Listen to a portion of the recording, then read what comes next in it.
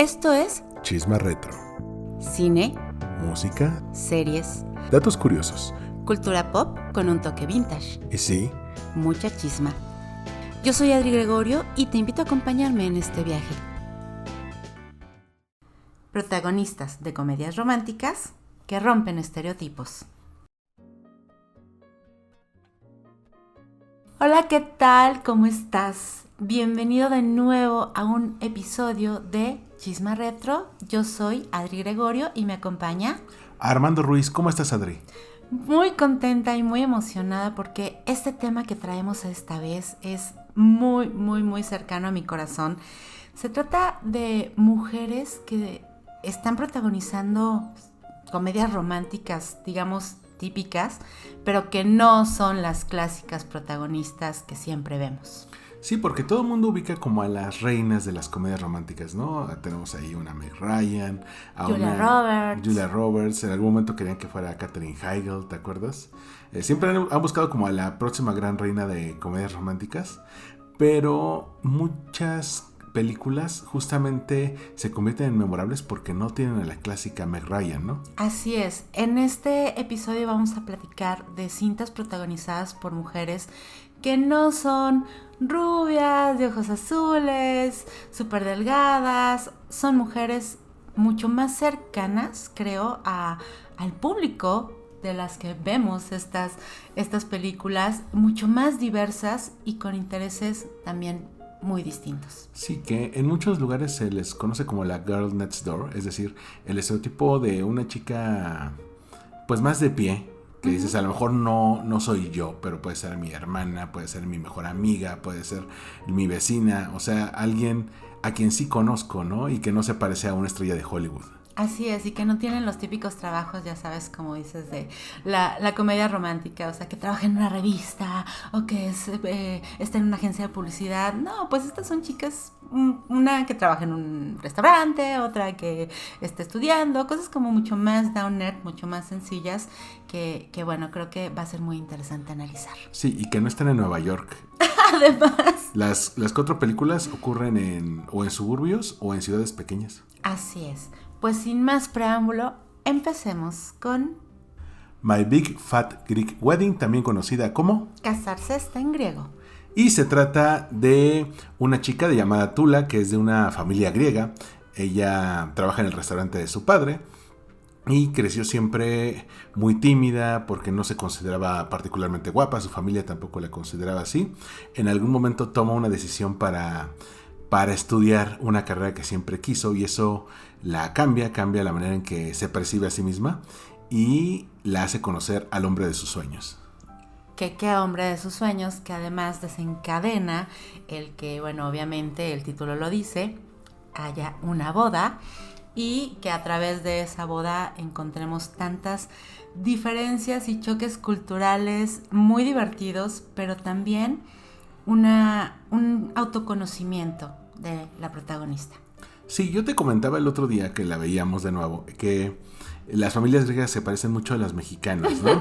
Son familia grande, se casan en salón, hacen bailongo, y toda la familia está presta al momento de la boda, sobre todo la familia nuclear o la familia en primer grado está muy cercana a la boda, y también tenemos un montón de primos.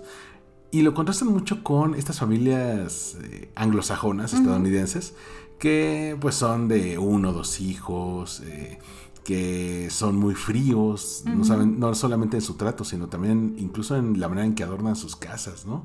Sí, totalmente. Ves las diferencias abismales entre una y otra familia.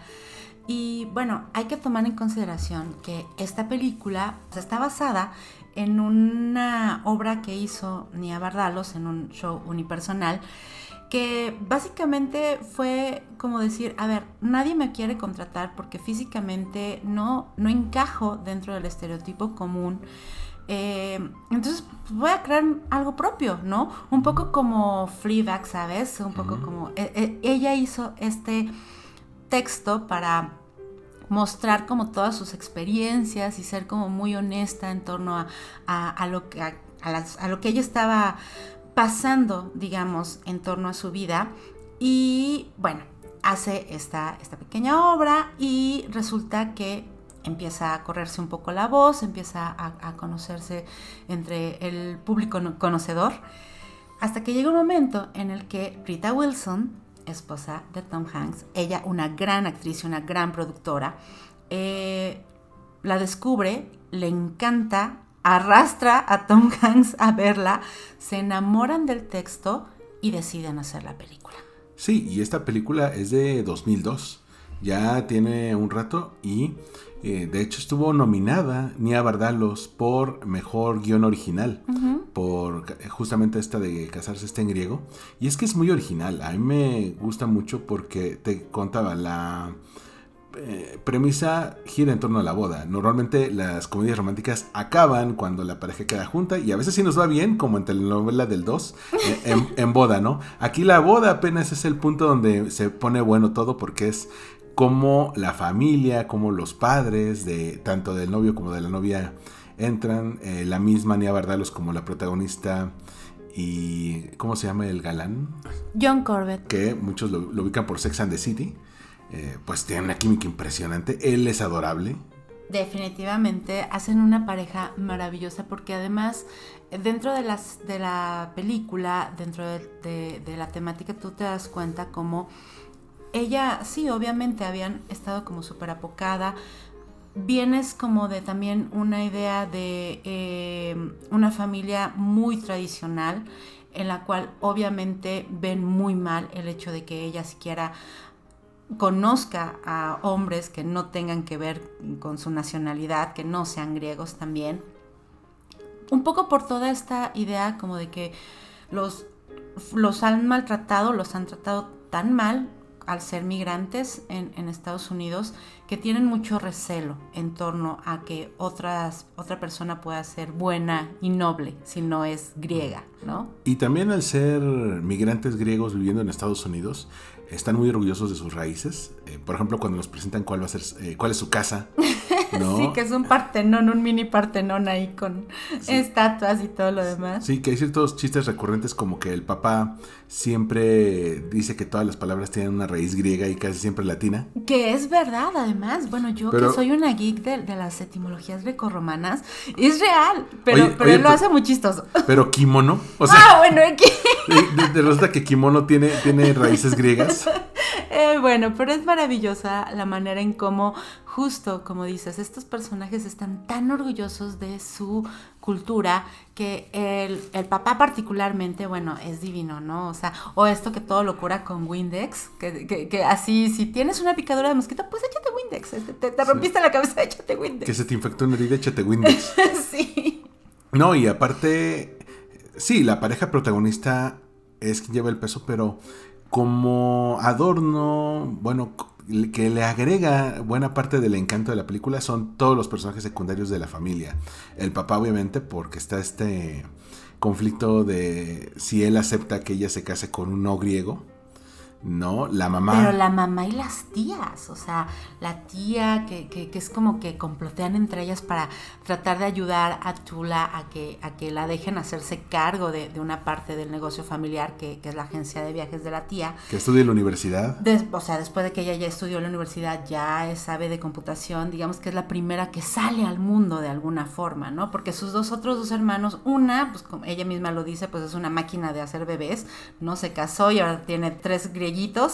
El hermano que pues es muy triste, a mí su historia me da mucha ternura porque Nico es un chico que pues sí, parece ser como el típico niño mimado que no hace nada.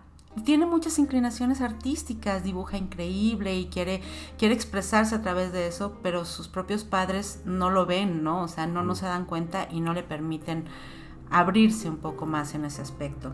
Pero también Tula, por ejemplo, es toda una historia de patito feo porque ella al principio no se siente guapa. En un principio conoce a Ian, que es el personaje de John Corbett, que él es cliente del restaurante de sus padres, y ella se siente invisible. Totalmente. Y ojo, aquí hay una pequeña chisma. Resulta que en esa escena en la que se conocen, Ian está como comiendo con un amigo, ¿no? Que es así como un George Constanza, ya sabes, peloncito, todo así. Igualito. Ian Gómez, me parece se llama. Pues resulta que él era el verdadero esposo de Nia Vardalos, estuvo casado con ella hasta 2018, después se separaron y todo lo demás, pero pues realmente él pues era pareja de Nia en aquel momento. Y bueno, se nota un poco esa, de hecho en la escena él así como que la ve feo y habla dice cosas horribles de ella y es Ian quien la defiende.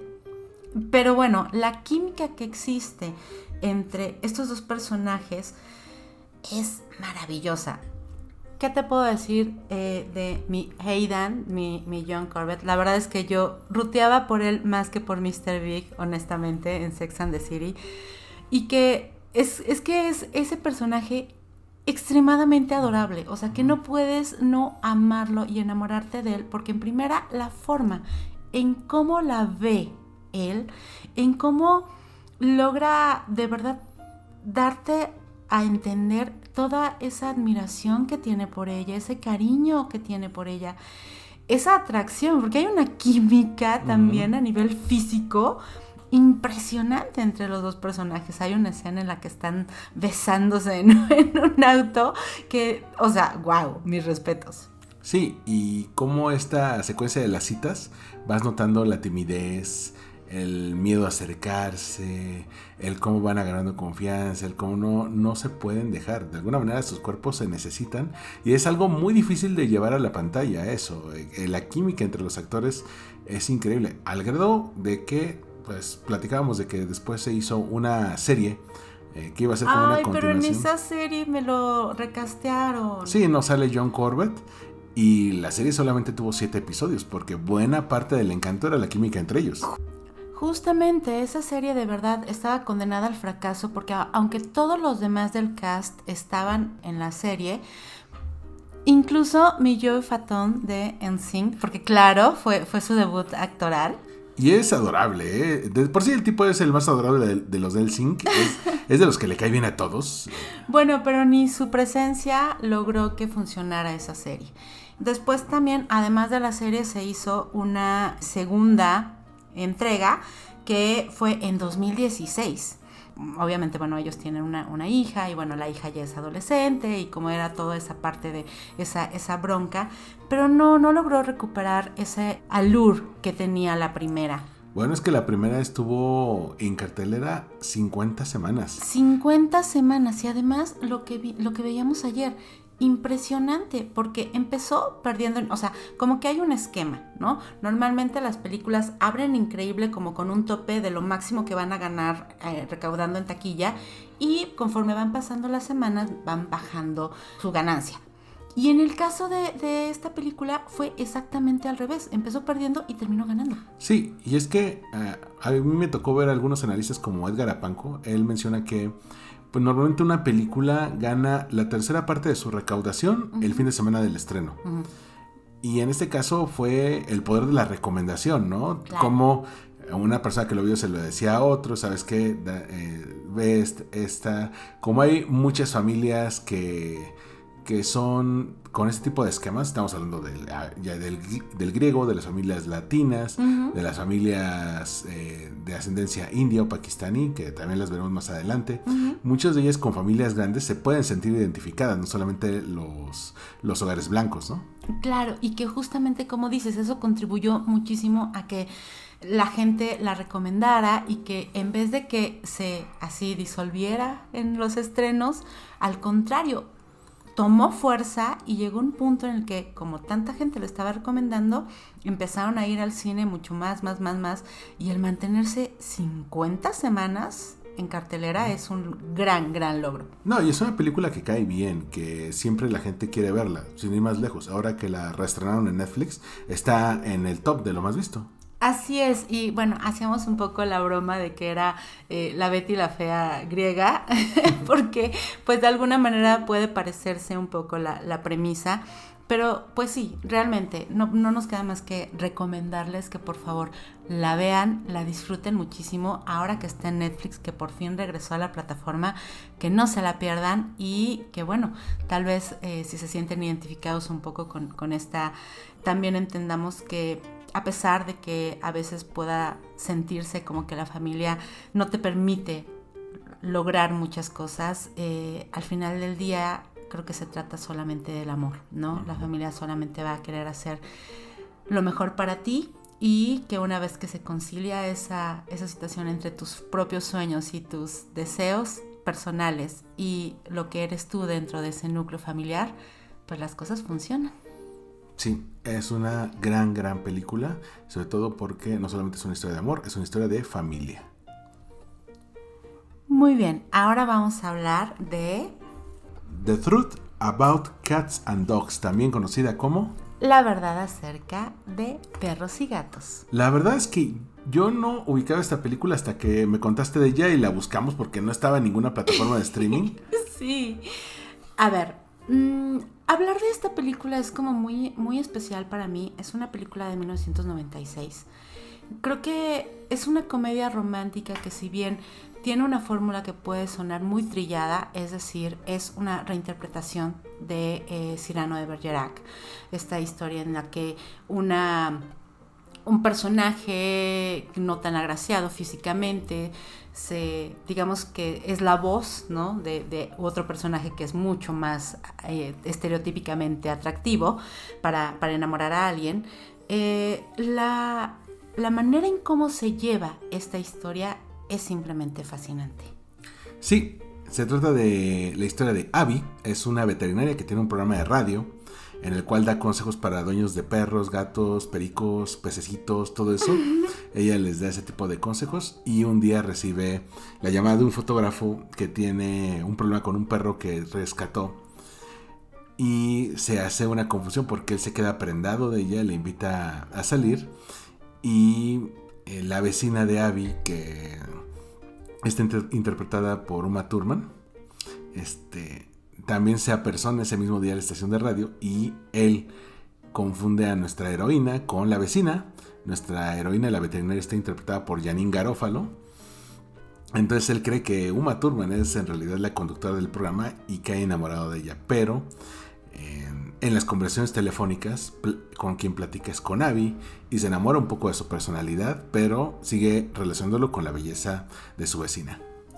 Ojo, de alguna manera es muy curioso porque si bien esta película se vale de ciertos gimmicks, ¿no?, que solamente podrían pasar en aquella época, si lo trasladamos a la época actual, pues es que es el catfishing total, ¿no?, de alguna manera, ¿no? Hoy en día con una googleada se echa para atrás todo.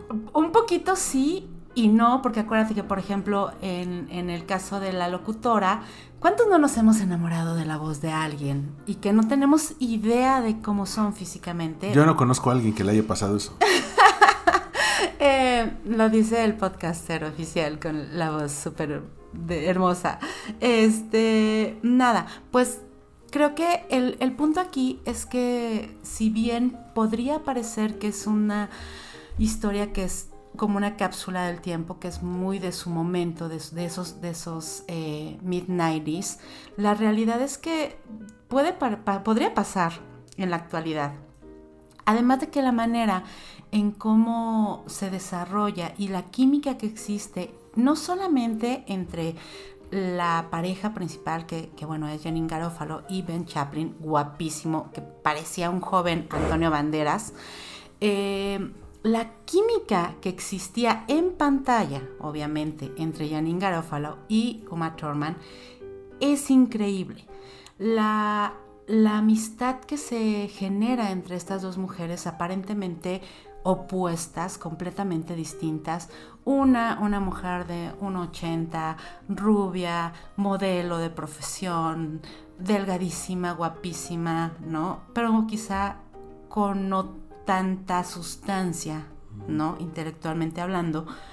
Y otra que es pues es súper chaparrita, de cabello oscuro, ascendencia italiana, me parece, súper cínica, un poco con un humor medio dry, que es mi Janeane Garofalo en el personaje de Abby, pero con una vida interior espectacular, ¿no? Le gusta tocar el violín, ama la literatura, es muy inteligente y muy sagaz. Al final del día, esas dos personalidades aparentemente en la mente de este personaje masculino podrían generar la imagen de la persona perfecta. Lo interesante de aquí es cuando te das cuenta, bueno, no, cada una es perfecta por sí misma y en sí misma. Y la amistad que se genera entre ellas, esa sororidad tan bonita que hay entre estos dos personajes femeninos, me parece que es una de las cosas más representativas de la película. Que de hecho, si buscan el póster, quien ocupa el primer crédito es Uma Thurman, porque en aquel momento era la más famosa del cast. Originalmente iba a ser una película independiente, pero la verdadera protagonista es Janeane Garofalo, que interpreta a Abby. Y como tú mencionabas, eso de que es de ascendencia italiana, pelo cortito, chaparrita, carita redonda, no se ajustaba al estereotipo de la Leading Lady, sobre todo si veníamos, creo que es contemporánea de la boda de mi mejor amigo. Uh-huh.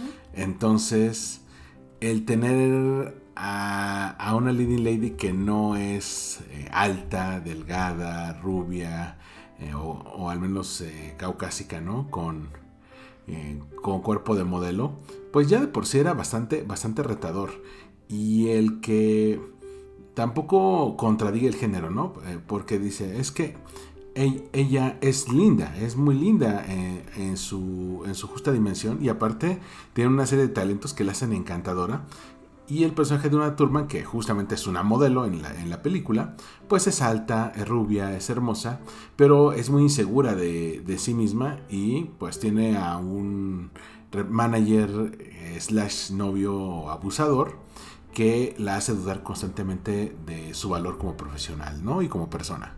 Y esto que mencionas es muy importante porque, por ejemplo, un gran crítico que es así como de los gurús, ¿no? Que fue Roger Ebert, hizo un review que para el momento pues era muy importante porque él digamos que sí dictaba muy claramente esto sí hay que verla, esta no hay que verla, ¿no? Y él la elogia muchísimo esta comedia romántica, pero una de las cosas que menciona es, a ver, ok, Janeane Garofalo no es tradicionalmente una protagonista de Hollywood, pero es una mujer guapa, es una mujer hermosa, que si tú la ves en la calle te va a llamar la atención, pero que obviamente es un poco como este chiste de los Simpsons, ¿no? De guapo para televisión o feo para televisión, pues un poco así, ¿no? Uh-huh. O sea, igual Janeane no se ajusta a lo que Hollywood normalmente nos presentaba como una protagonista, pero es una mujer atractiva, y además no solamente eso, una actriz que ha sido muy mal mirada. Yo insisto que es una actriz que tuvo cosas súper interesantes, actuó en otras películas icónicas de los 90, Reality Bites, con Winona Ryder, dirigida por Ben Stiller, en la cual era como la amiga de Winona Ryder y también tenía un personaje súper sarcástico. En la maravillosa Romeo and Michelle, que también tiene otro personaje igual, ¿no? También súper sarcástico, medio gótica, que es como la que desencadena todo el asunto. Y que bueno, que estuvo en SNL. Y que además le dio voz a Colette en Ratatouille. Justamente otro personaje también como súper poderoso, que no se dejaba, digamos, de todo lo que estaba pasando a su alrededor, y que muestra esa personalidad de una mujer fuerte que no se basa en su físico y que realmente sale adelante ante todo lo que le suceda. Sí, con un humor también bastante Janeane Garofalo, la verdad. Un poco lo triste de esta situación es que Janeane en su momento renegó mucho de esta película, ya que pues ya que se estrenó y ya que tuvo muy buenos reviews y la verdad es que tuvo bastante impacto en su momento, Janeane se separó, ¿no? de la película, que no había sido como fiel a su esencia justamente de película indie, que era lo que ella deseaba, que incluso la tildó casi de antifeminista, ¿no? Sin embargo, creo que, digamos que al verlo más en este momento, nos damos cuenta que realmente es una comedia romántica bastante fresca, muy interesante. Comentábamos, por ejemplo, hay una escena justamente en la cual tienen una llamada telefónica de 8 horas. Los personajes principales, Abby y Brian, que es Ben Chaplin, pasan muchas cosas, ¿no? Cenan juntos virtualmente por separado, que me recuerda mucho un poco todo lo que podía pasar durante la pandemia y esas citas que se podían tener a distancia, ¿no? Ella toca el violín, van a bañarse en tina juntos, cada uno por su lado, e incluso, bueno, terminan la velada con una situación de bonding, por decirlo menos. Por decirlo menos. De intimidad. De intimidad a distancia, que es francamente maravillosa y que lo que decíamos, ya no se ve en las comedias románticas actuales. Sí, decía Janín Garofalo que cuando Uma Thurman entra al proyecto ya no se ve como una película independiente, que en ese momento ya se ve como un hit de estudio. De hecho lo apadrina Tony Century Fox, que el guión original todo por ese punto era que la pareja protagonista no quedaba junta una vez que se descubría la verdad. Yo creo que el resultado final queda bastante agradable para la gente. Incluso, por ejemplo, ahora que mencionabas a Roger Ebert, Ebert tenía un programa de televisión con Siskel, los famosos Siskel and Ebert, que si ustedes han visto Animaniacs, luego los parodian mucho. Y ellos podían, con sus críticas, decidir si una película valía la pena o no. Cuando ellos deciden, muchas veces se peleaban, decían, a mí me gusta y al otro no le gustaba. Sí. Y en este caso a los dos les gustó, lo que se conoce como un two thumbs up. Entonces, el que a los dos críticos más perros en aquel entonces en la televisión les haya gustado esta película, pues ya era garantía de que teníamos algo interesante y que podía ser una buena opción para el cine. Sí, porque bueno, ahorita pululamos los que hablamos de cine y muchos de los que se creen críticos en los medios electrónicos. Sin embargo, estamos hablando de dos leyendas, o sea, de realmente dos personas que dedicaron su vida entera a la crítica cinematográfica y que, como dices, en sus opiniones sí residía mucho el éxito o el fracaso de una cinta, y ambos coinciden en esto.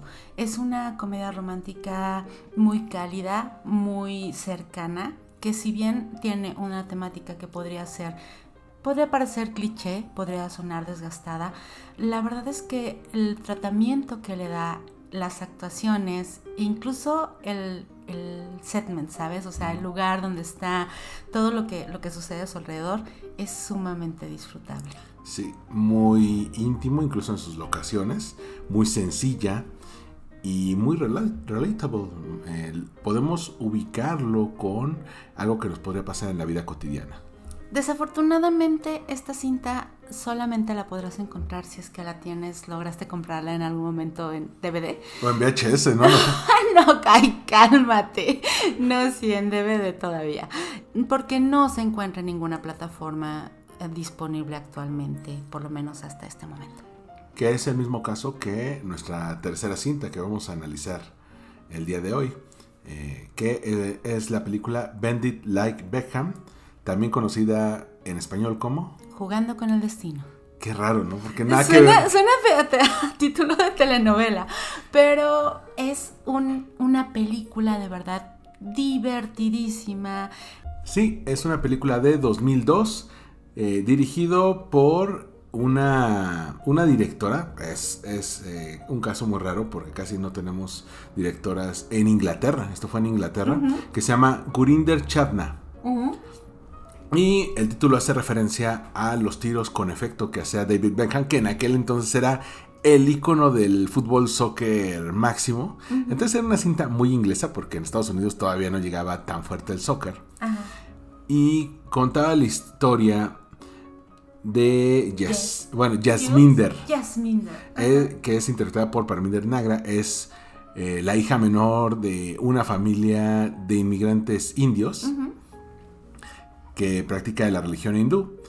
Su hermana mayor se va a casar y a ella lo que le encanta es el fútbol soccer. Tiene pósters de David Beckham y de otros jugadores. A ella le encanta el soccer, sueña con jugar soccer, pero pues ella nunca se planteó que podría jugar profesionalmente. De hecho, juega en el parque de su casa con amigos hombres.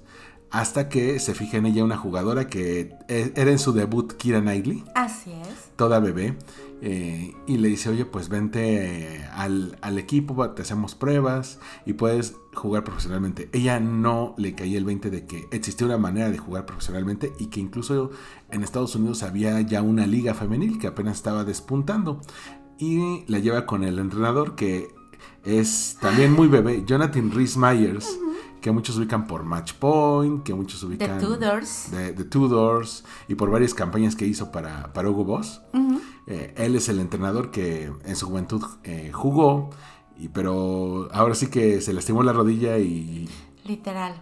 Y ya no está jugando, pero él las impulsa a comenzar a jugar, y es algo que vemos mucho en la filmografía de esta directora, de Gurinder Chadha, pues está cierta resistencia de los padres porque va contra las costumbres de la familia, donde las mujeres tienen que criarse para casarse, para ser buenas esposas, entre comillas, para sus maridos, que tienen que lavar y cocinar y coser y todo. Y ella dice, no, yo quiero seguir mi pasión, quiero jugar fútbol. Así es. Con ciertos paralelismos con esta primera película que platicamos de My Big Fat Greek Wedding, estamos ante una cinta que nos muestra mucho de esta resistencia al cambio que puede haber en torno a ciertas familias de algunas culturas muy tradicionalistas y de la experiencia también que tienen al migrar a un país distinto, ¿no?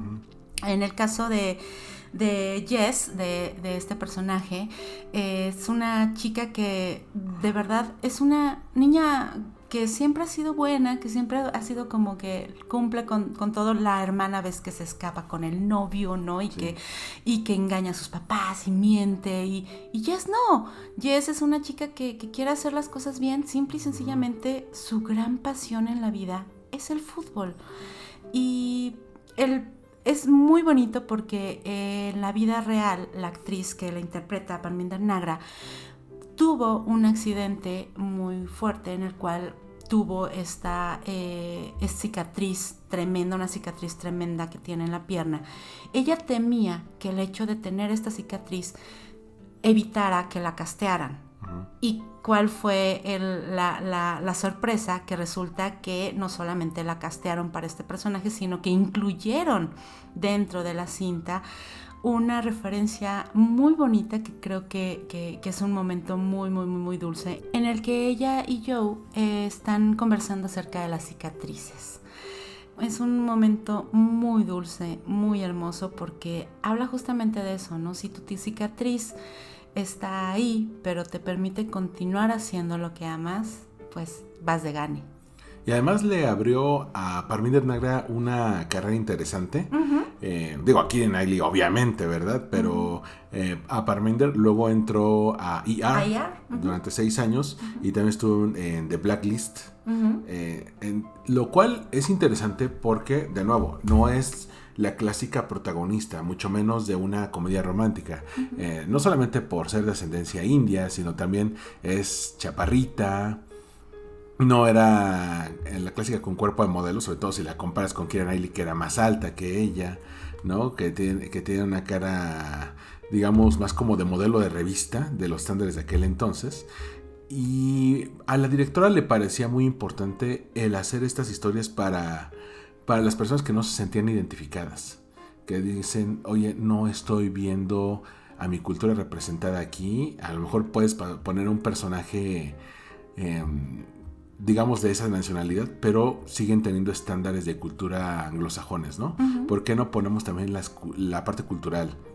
La música que ponen en las casas, la manera en que son las bodas, la manera en que se visten, los platillos que preparan, que no son los mismos que prepara la comunidad anglosajona.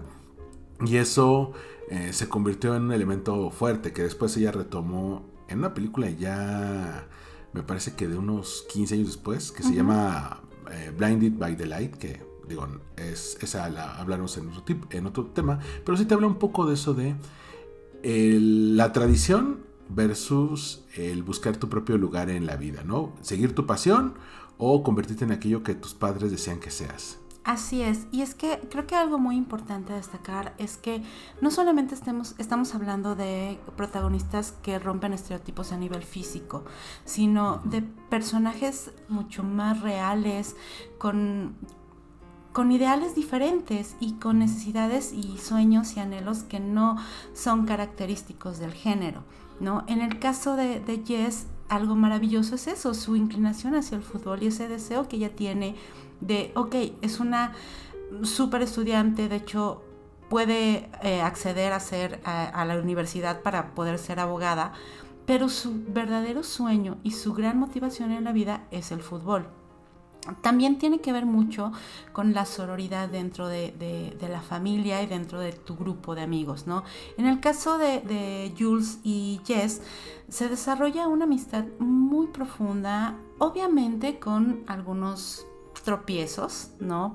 Que creo que son naturales de alguna manera, pero que realmente ves que hay un cariño, una preocupación real y un trabajo en equipo de ambas por salir adelante y por lograr sus sueños. Pero por supuesto que todo este proceso no está exento de vicisitudes, ¿no?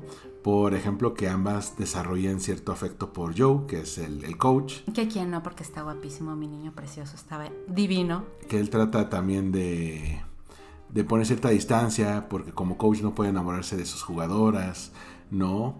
O que en algún momento también se desarrolla la boda de su hermana.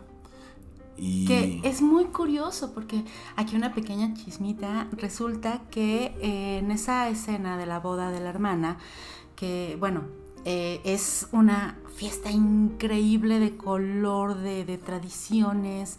Realmente la mayoría de las personas que estaban ahí eran, así como justamente en mi gran boda griega, muchos de los familiares reales de Nia Vardalos estaban ahí, ya sabes, del lado de la novia en la boda. Bueno, pues acá también hubo muchas personas que realmente eran personas cercanas a la producción. Incluso se hizo un call así como de abierto, que cualquiera podía ir siempre y cuando iba vestido como con sus ropa tradicional y todo. Uh-huh. Y llegó tantísima gente que tuvieron que dejar a muchos fuera. Pero se nota muchísimo en las escenas de la boda que realmente es una fiesta. O sea, y ahí ves incluso también, aparte de la producción, está la directora, están los escritores, están bailando todo el tiempo, ¿sabes? Súper a gusto, divertidísimos.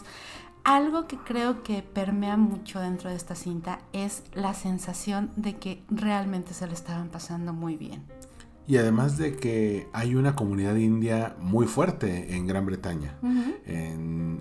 Sobre todo en Londres, en las afueras de Londres, hay ciertos barrios que tienen una comunidad migrante muy pujante. Uh-huh. Y el que se vean representados es algo importantísimo. También el tema del fútbol.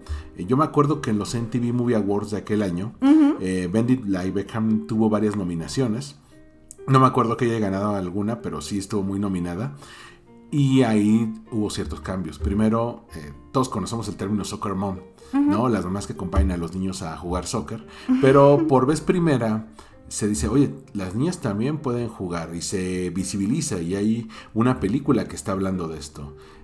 Se visibiliza la Liga Femenil de Fútbol de Estados Unidos, y pues esto de alguna manera sirve como inspiración a una generación de niñas en aquel entonces que eventualmente crecerían, jugarían, y sin ir más lejos, el anterior campeonato mundial de fútbol femenil lo ganó Estados Unidos, uh-huh, con una serie de estrellas. Creo que la más conocida es Megan Rapinoe, que eran niñas cuando sale esta película, y dicen, oye, entonces sí, mi sueño es jugar fútbol, sí puedo vivir de esto.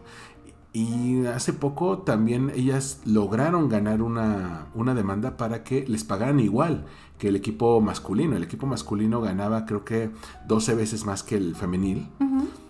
Y dijeron, y si nosotros somos los que ganamos campeonatos mundiales y ellos no, ¿por qué a ellos le están pagando más? Entonces, uno no se da cuenta en un principio, pero películas así que representen tanto a las minorías cómo a deportes que en este momento están despuntando en otros países pueden hacer toda la diferencia del mundo. Así es la magia del cine de verdad, o sea, eso significa el poder que puede tener las películas para inspirar, para lograr que la gente persiga sus sueños, para que logremos seguir soñando, ¿sabes? Y creo que definitivamente esta película lo logra. Además de que visualmente es muy linda, que nos muestra una... los vestuarios son maravillosos porque son tan específicos de la época, ¿sabes? Estos tops, la moda, no sé, la música también, sí, los peinados justamente. Y bueno, este mini cameo que hace David Beckham y Victoria desde a lo lejos, así casi que ni se ven, pero como estrella fugaz, ¿no? Como estrella fugaz, pero que te da esa sensación justamente de esa emoción que puede tener Jess al tener, ¿no? Un poco esa señal de que va para el camino correcto al ver a su gran ídolo. Sí, y que pegó mucho en su época. Por lo mismo, de David Beckham tenía una fama impresionante. Yo me acuerdo que en aquel entonces los medios decían, David Beckham puede ser el que traiga la Copa del Mundo a Inglaterra, y luego se lastimó y fue como desgracia nacional. Oh, sí.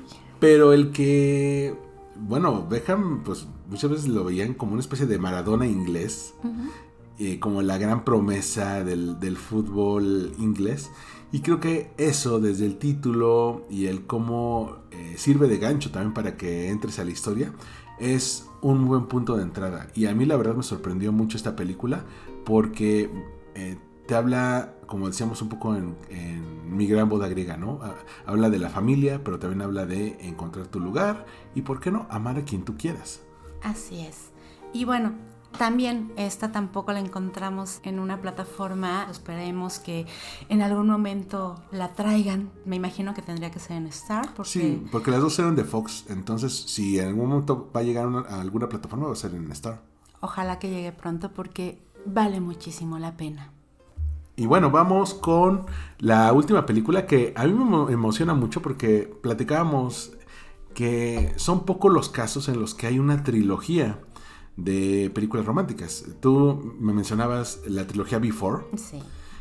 Pero yo te decía, bueno, es que imagínate algo así, no igual que la trilogía Before, pero una comedia romántica para adolescentes, que los enganchara, que estuviera basada en una obra literaria y que sobre todo te dijera cosas a esta nueva generación que las anteriores no podían. Y este es el caso de To All the Boys I've Loved Before, también conocido como Todos los chicos de los que me enamoré, que es la historia de Lara Jean, una chica que es de madre coreana y de padre estadounidense, que adivina quién lo interpreta. John Corbett. Y John Corbett, que regresa ahora en forma de papá. Ahora en forma de papá, pero igualmente encantador. Bueno, Lara Jean, que le interpreta Lana Condor, que muchos lo ubicaban en ese entonces por X-Men. Es de un adolescente que está en el primer año de la high school, ¿no? Ella siempre ha sido muy tímida, ha tratado de mantenerse invisible, pero secretamente ha tenido crushes. Y solamente ha tenido 5 grandes crushes en su vida, hasta los 16 años, ¿no? Desde un chico que conoció en un campamento, un chico que conoció en un módulo de las Naciones Unidas, el chico más popular de su escuela y el que después se convertiría en el novio de su hermana. Ha sentido tanta atracción, tanto amor por ellos, pero no les confesó sus sentimientos, así que escribió cartas a cada uno de estos 5 chicos y las guardó en una cajita. Y todo está bien, ella guarda su amor ahí, y mientras el mundo no se entere, todo bien, ella se mantiene invisible. Pero en algún momento las cartas desaparecen de la cajita en su cuarto y les llegan a los destinatarios. Oh, gosh. Lo cual desata la bronca porque 2 de ellos están en la misma escuela que ella. Entonces van a tratar de preguntarle si todo eso es cierto. Y ella, que siempre había tratado de mantenerse invisible, pues ahora tiene por lo menos a 2 peleando por su amor. Así es. Y bueno, es una película que, ok, De entrada, mucha gente puede tener grandes prejuicios en torno a las cintas de romance adolescente que nos trae esta plataforma en particular, que es Netflix. Porque seamos honestos, sí, creo que se ha sobregastado la fórmula. Me parece que justo esta logró algo muy interesante, particularmente la primera, que es realmente tener una trama, pues, digamos, clásica. Es una comedia un poco de enredos, un poco de, ¿no? De siempre el esconder una mentira tras otra mentira, tras otra mentira, pero de una forma tan dulce y tan relatable, tan cercana, que es inevitable engancharte, ¿no? Engancharte con esta historia, además desde una perspectiva distinta, ¿no? Porque, bueno, lo platicábamos, está basada en un libro.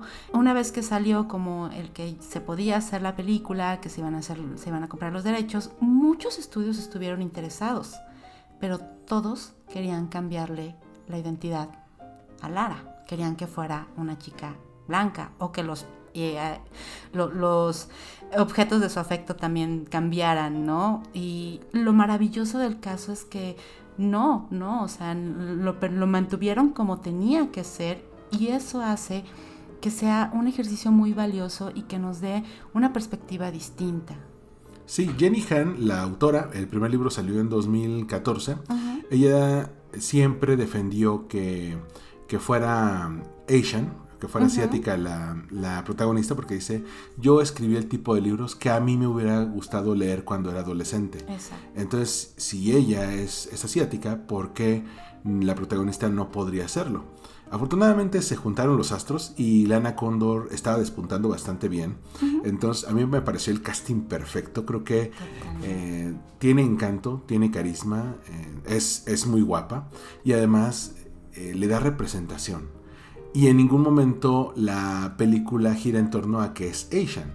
De hecho, el que tenga un padre caucásico te habla mucho de una familia multicultural, porque uh-huh. su hermana menor, que se llama Kitty, es más blanca que asiática, y su hermana mayor, que acaba de ir a la universidad, de la que se acaba de separar de su novio, pues es más como mitad y mitad, ¿no? Uh-huh. Entonces, las hermanas en sí muestran esta diversidad dentro de una familia interracial, uh-huh. pero en ningún momento hacen algún comentario, un statement sobre esto. Tú lo ves, pero en este caso nos permite que la identidad solamente sea parte del contexto, lo asumimos como algo que ahí está y que es parte de nuestra protagonista, no lo juzgamos, y a partir de ahí nos permite llevarnos de la mano con esta narrativa en la cual pues explotan algo que hemos visto en las teen movies, ¿no? Que por ejemplo, las teen movies, a diferencia de otras películas románticas, se basa mucho en el modelo de la tímida.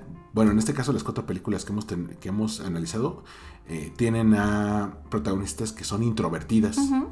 En este caso no es la excepción, pero en la high school creo que todos nos sentimos de alguna manera como que no encontrado nuestro lugar en el mundo, apenas lo estamos buscando, y creo que esto lo manejan muy bien. En este caso el llamado a la aventura es cuando desaparecen las cartas.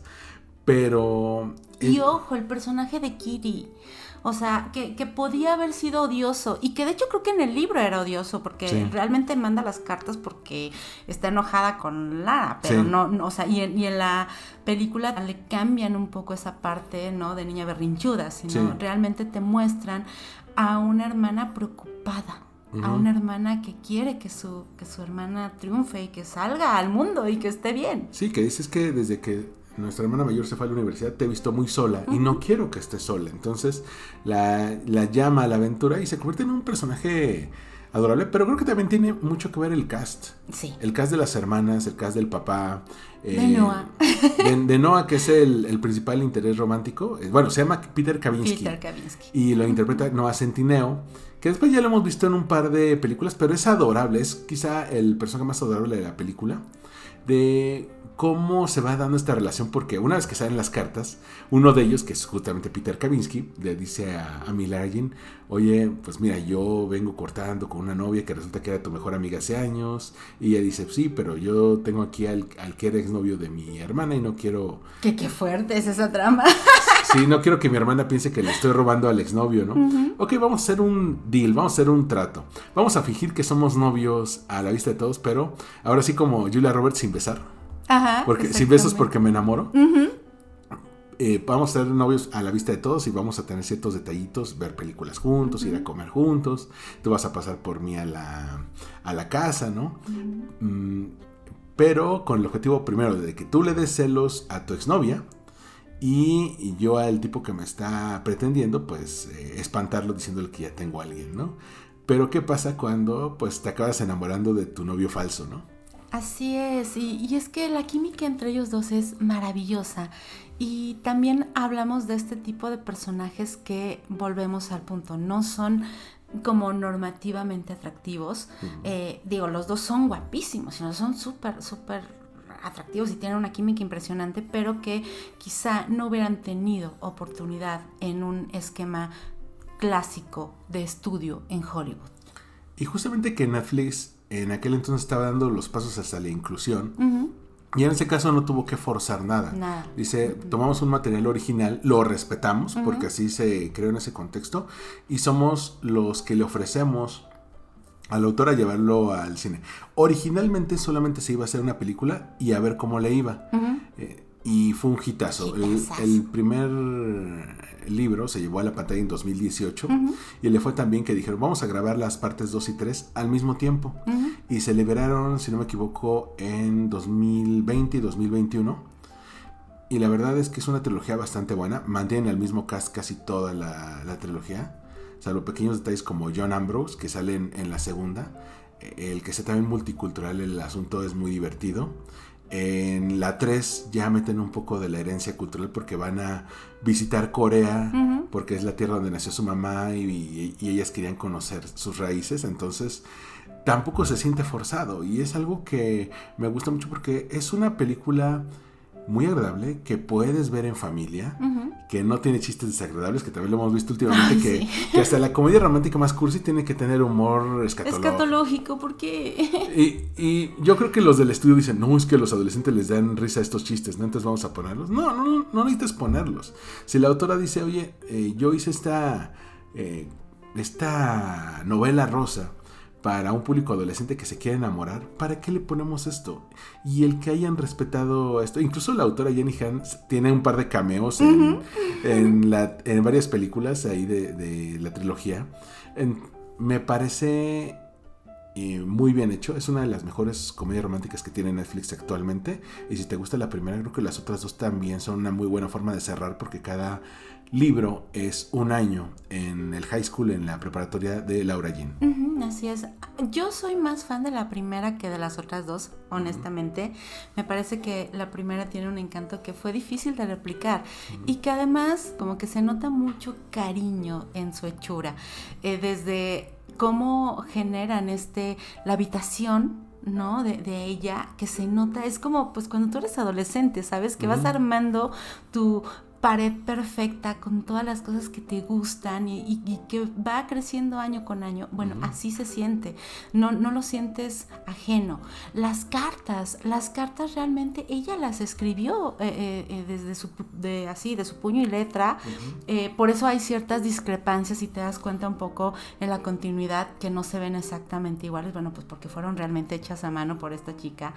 Se nota mucho amor en su hechura. Y no sé, siento que la magia que tiene es un poquito difícil de replicar después. Y además de que van construyendo historias paralelas. O sea, obviamente la historia de Laura Jean y de Peter es la principal, pero de repente vemos a su papá, que es viudo, buscar el amor otra vez con una vecina que aparte es muy agradable. Sí. Entonces la vecina no tiene que forzar las cosas, está muy nerviosa de conocer a las hijas y las hijas pues quieren que el papá esté bien, ¿no? Claro. También vemos a la mejor amiga que trata de encontrar el amor, a la chica que fue en algún momento su amiga y ahora es su bully, como en algún momento se sincera y le dice, ¿sabes qué? Es que la verdad yo me enojé contigo hace años por esto. Y en la tercera película existe la posibilidad de que retomen su amistad en otra etapa de su vida, ¿no? Entonces te van construyendo mini historias de todos. Hay una parte en la que uno de los chicos a los que le envió la carta le dice, oye, estoy muy halagado, pero es que soy gay. Sí, que realmente también los personajes secundarios tienen una vida y que se siente, ¿no? Realmente como actúas si eres en esa etapa de tu vida, que a veces es una gran queja que tenemos dentro de las comedias románticas para adolescentes, que actúan como todo menos como adolescentes, ¿no? Sí, que no se comportan como adolescentes. E incluso aquí se ven, aparte que están muy jóvenes, pero luego había unos como tipo los de Sé lo que hicieron el verano pasado, y que ya están pegando a los 30. Bueno, dices, como Grease, ¿no? O sea, que tiene nada que ver con las edades. Que veíamos a Rizzo y decías, no, entonces ella iba en la prepa. Sí, seguro. No, aquí sí se siente muy claramente pues una comedia romántica adolescente y se agradece totalmente. Y bueno, obvio, esta película la puedes encontrar en Netflix, en la plataforma de Netflix, y realmente es muy recomendable. Creo que englobando este tema, tenemos que decirte que son cintas que se salen un poco de la norma, se salen un poco de lo que siempre vemos, que son historias protagonizadas por mujeres que de alguna manera resaltan y de alguna manera cambian la imagen de las típicas protagonistas de comedias románticas. Insisto, no solamente por la cuestión física, sino por sus sueños, por sus ambiciones, por lo que desean, por la forma en cómo afrontan los problemas, pero también que estamos hablando de películas que hablan de la sororidad entre mujeres, tanto dentro de la familia como a nivel de la amistad, que son cintas que se atreven a ir un pasito, ¿no? Un pasito más allá quizá que las cintas comunes y corrientes que estamos acostumbrados a ver, y que te quisimos mostrar digamos que este lado B de la comedia romántica que tanto amamos, porque consideramos que es interesante ver otras opciones dentro de este género tan socorrido. Y que también te sirve que si ya habías conocido alguna de estas y querías conocer otras historias relacionadas que tuvieran un mismo hilo conductor, estas 4 opciones son perfectas para ti. Así es. Pues muchísimas gracias por acompañarnos en este episodio de Chisma Retro. Yo soy Adri Gregorio, me encuentras en todas las redes sociales como @Adri_Gregorio. Y a mí como Armando Ruiz me encuentras como Armando_MKT. A Chisma Retro lo encuentras en todas las plataformas de audio disponibles. Y desde ahora en Generación FM. Sí, en estreno todos los jueves a las 12 del día, hora Cancún. Perfecto, ahí nos pueden encontrar en vivo, si nos quieren escuchar en vivo, o en formato podcast en todas las plataformas. Muchas gracias por tu presencia. Por favor, cuéntanos qué te gusta, qué temas quieres que tratemos, si estás de acuerdo, si ya viste alguna de estas películas o cuál otra nos recomiendas. Muchas gracias por estar aquí. Adiós.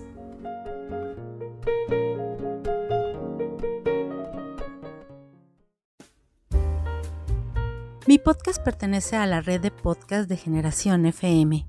Te invito a escuchar este podcast todos los jueves a las 12 horas, hora Cancún, en www.generacionfm.com.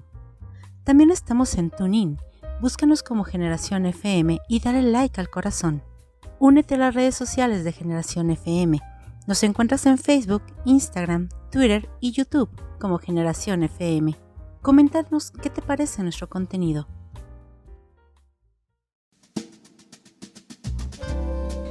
Gracias por escuchar Chisma Retro. Disponible en todas las plataformas de podcast. Sígueme en @Adri_Gregorio y @Chisma Retro.